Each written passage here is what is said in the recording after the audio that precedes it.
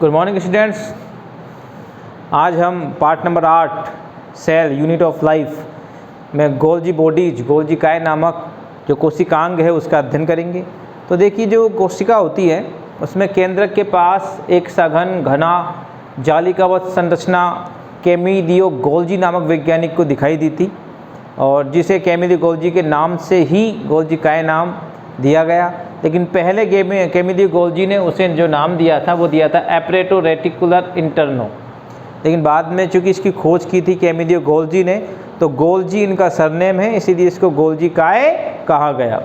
Okay, इसकी खोज 1898 में की, और तंत्रिका कोशिका, लेकिन किसकी तंत्रिका कोशिका? वॉर्न उल्लू की तंत्रिका कोशिका में एक विधि है सिल्वर इम्प्रेग्नेशन नामक विधि द्वारा इसकी खोज की गई। पादपों में तंत्रिका कोशिकाओं में, यकृत कोशिकाओं में इनकी संख्या अधिक होती है।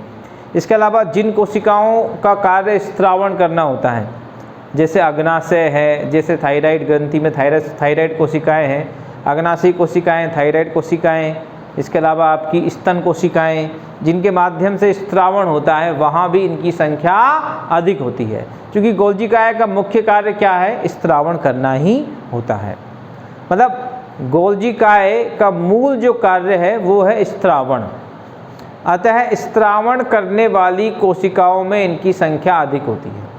पादप कोशिकाओं में, आपकी तंत्रिका कोशिकाओं में, तंत्रिका कोशिका में तंत्रिका संचरी रसायन का स्त्रावण होता है ना, जिससे एक आवेग एक कोशिका से दूसरी कोशिका में पहुंचता है।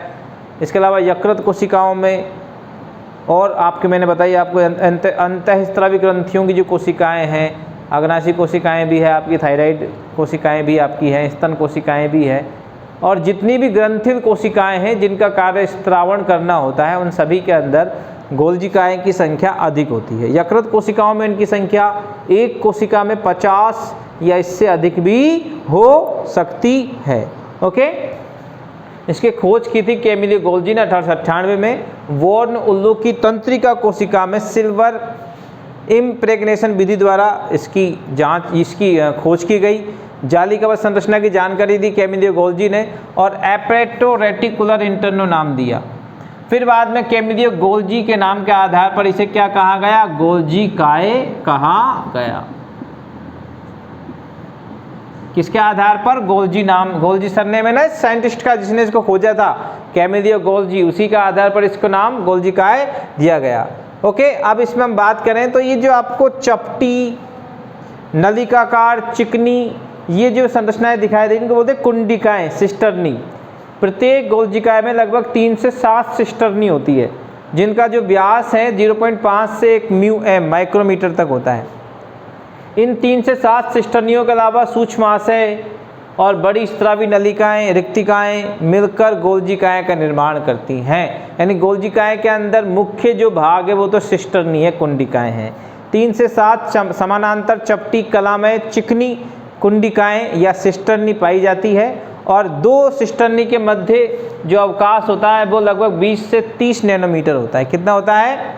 20 से 30 नैनोमीटर। 2 सिस्टर्नी यानी 2 कुंडिकाओं के मध्य जो अवकाश है वो 20 से 30 नैनोमीटर होता है। प्रत्येक सिस्टर्नी का जो व्यास है लगभग 0.5 से 1 माइक्रोमीटर तक होता है। 3 से 7 सिस्टर्नी समानांतर रूप से चपटी व्यवस्थित रहती है। इनके जो सिरे होते हैं वहाँ पर सूक्ष्म आशय पाए जाते हैं, स्मॉल वेसिकल्स पाए जाते हैं। इसके अलावा जो परिपक्व सतह है वहाँ आप देख पा रहे हैं बड़ी स्रावी नलिकाएँ दिखाई दे रही है। ओके, तो ये जो मूल रूप से हम देखें गोल्जिकाएँ तो सिस्टर्नी, सूक्ष्माशय और रिक्तिकाओं और रसधानियों से यानी कुछ नलिकाओं से मिलकर बनी होती है। ओके, ये आपको याद करना। सूक्ष्माशय का जो व्यास है लगभग 50 से 60 nm होता है।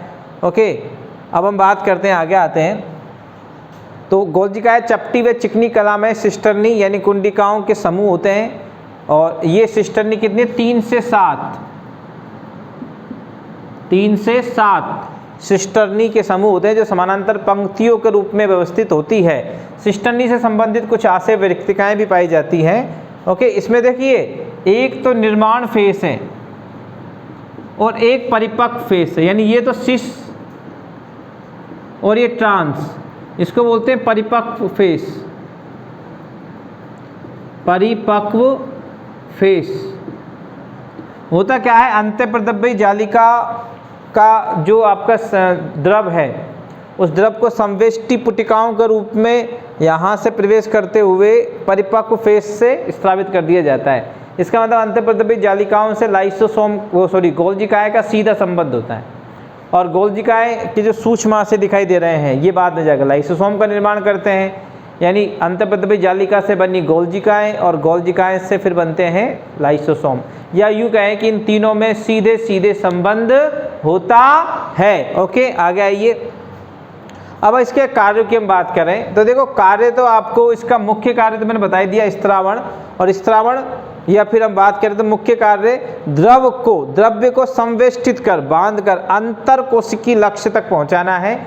और ये जो संवेष्टित द्रव्य है वो अंतःप्रदव्य जालिका से प्रवेश करता है इसके निर्माण फेज पे और ट्रांस फेज से होकर बाहर निकलता है।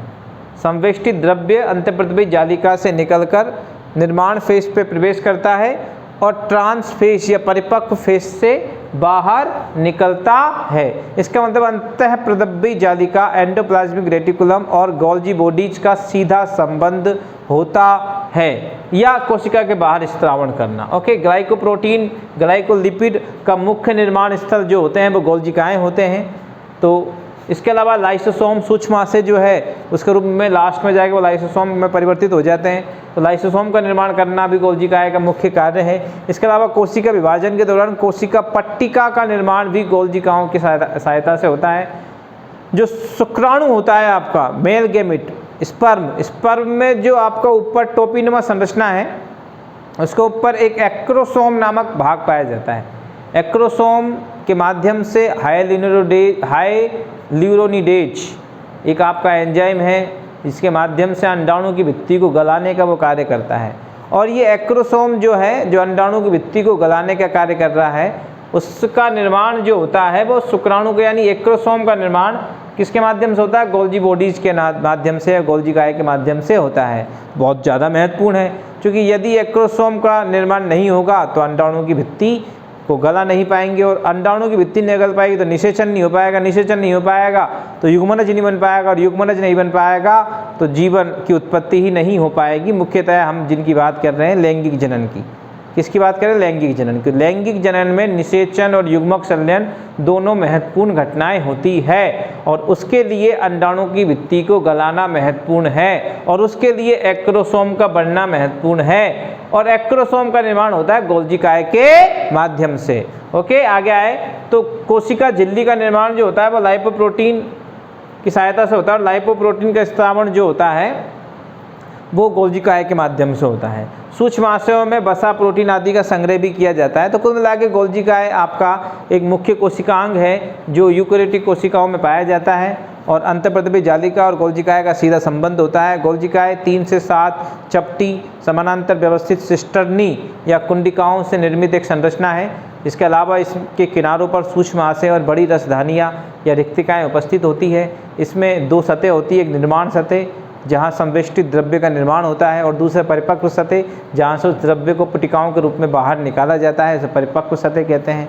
ओके, 2 सिस्टर्नी के मध्य जो आपका अवकाश होता है वो 20 से 30 नैनोमीटर होता है। प्रत्येक सिस्टर्नी का जो व्यास होता है वो लगभग 0.5 से 1 μm यानी माइक्रोमीटर होता है। ओके, इसी के साथ गोल्जिकाएँ के कार्यों की हम दोबारा से रिवाइज करें तो मुख्य कार्य क्या है, इसका जो मुख्य कार्य है वो द्रव्य को संवेष्टित कर अंतः कोशिकी लक्ष्य तक पहुंचाना या कोशिका के बाहर स्त्रावण करना है। मूल रूप से स्त्रावण करना है, मूल रूप से स्त्रावण करना इसका मुख्य कार्य है। इसीलिए जिन जिन कोशिकाओं द्वारा स्त्रावण होता है उनके अंदर गोल्जिकाएँ की संख्या ज़्यादा होती है। फॉर एग्जाम्पल यकृत कोशिकाएँ, पादप कोशिकाएँ, तंत्रिका कोशिकाएँ, थायराइड कोशिकाएँ, स्तन कोशिकाएँ, इसके अलावा आपका अग्नाशयी कोशिकाएँ, इन सभी के अंदर गोल्जिकाएँ की संख्या ज़्यादा होती है।